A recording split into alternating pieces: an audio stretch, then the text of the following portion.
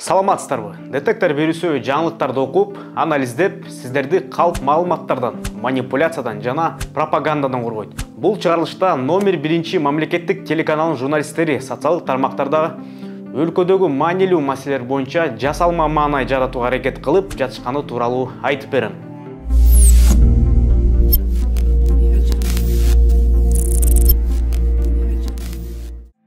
Фейк фабрика жана троллдор деген түшүнүктөр акыркы жылдары абдан популярдуу болуп жатат. Жалпак тил менен айтканда, фейк бул жасалма аккаунтка жамынып алып, кандайдыр бир жалган, каралоочу маалыматты таратса, тролль бул өзүнүн жүзү менен чыгып, кимдир бирөөнүн кызыкчылыгындагы материалдарды бир жактуу таратып, же экинчи тарапты каралаган аракеттерди жасайт. Ушундай аракеттер аркылуу алар жасалма маанай жаратууга аракет кылышат.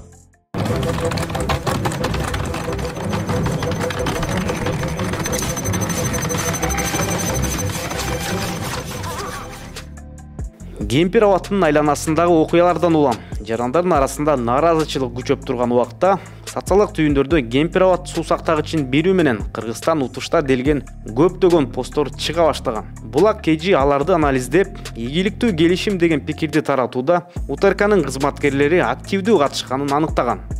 Бизде көңүл бургандыгы кемпир абат маселесинде Кыргызстандын чоң жеңиште экени тууралуу билдирүүнү бир гана журналисттер эмес, фейк баракчаларда бөлүшкөн.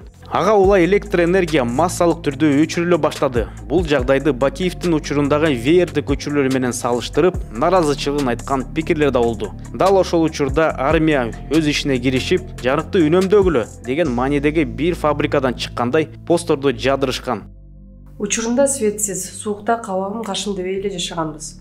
Нарында, Чаткалда, Чоң Алайда дайыма эле ушундай суук.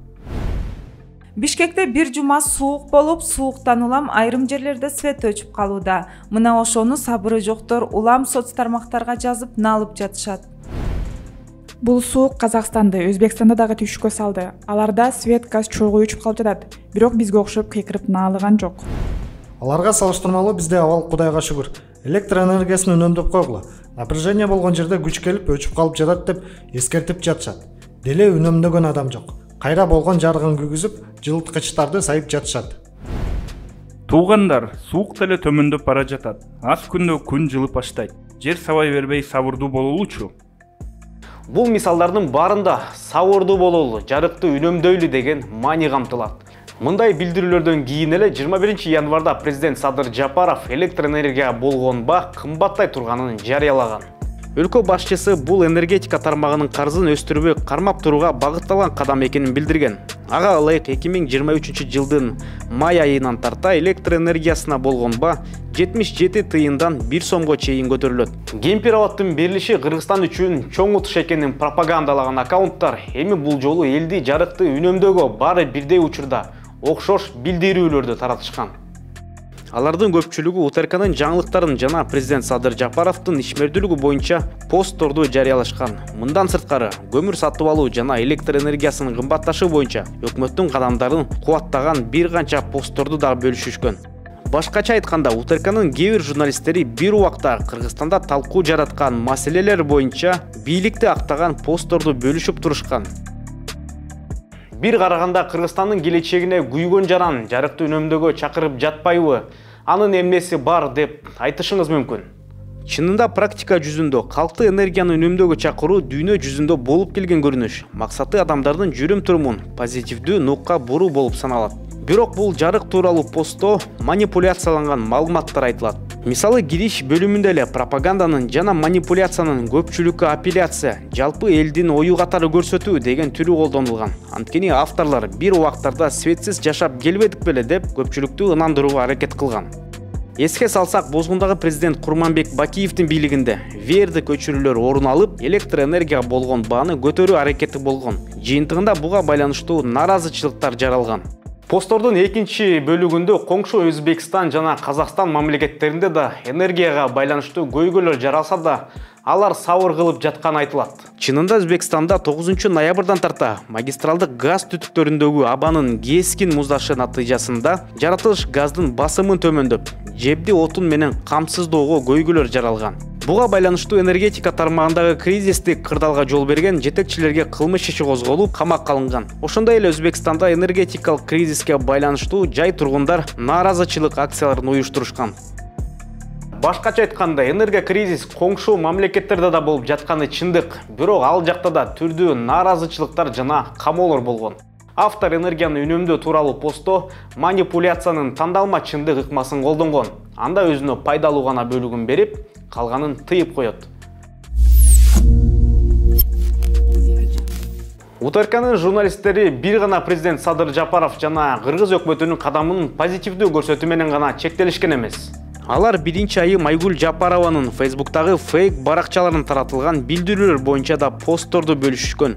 Аталган посттор бир күндө бирдей жазуулар менен чыкканы көңүлдү бурат. Анткени бөлүшүлгөн посттордо сүрөт жана маалымат куюп койгондой окшош болуп берилет. Бул гана эмес, Садыр Жапаровдун Дубайда мурунку президенттерди чогултуусунан кийин дагы бирик Кыргыз деген маанидеги билдирүүлөрдү жаадырышкан.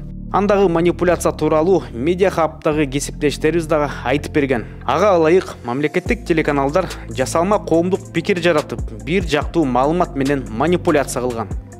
Мындай караган адамга өзүнүн пикирин билдирип жаткандай көрүнүшү мүмкүн. Бирок бир учурда окшош примитивдүү ойлорду, бир канча посттор жана комментарийлерме берип жаткан топторду илимий тилде технологиялык манипуляторлор деп аташат. Алар интернет аркылуу белгилүү бир топтун кызыкчылыгына жараша маалыматтарды таратып, массалык аң сезимди манипуляциялоо менен адамдын психикасына тымызын таасир этишет. Анын максаты массанын жүрүм турумуна көзөмөл орнотуу жана анын тандоо эркиндигинен ажыратуу. Анан дагы ушундай иштерди сиздин, менин төлөгөн салыгыбыздын эсебинен айлык берип жасатып жатышпайбы?